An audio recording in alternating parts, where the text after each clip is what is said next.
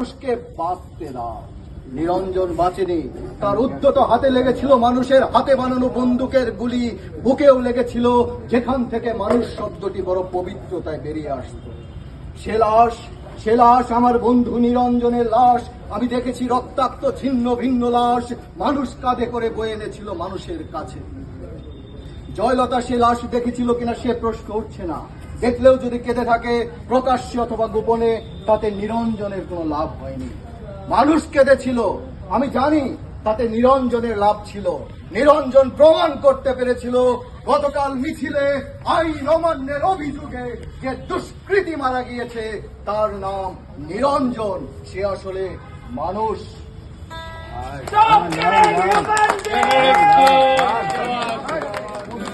উচ্চারিত হোক বলার বদ্ধতার আবরণ, রাজধানী সবার কবি ও কবিতা।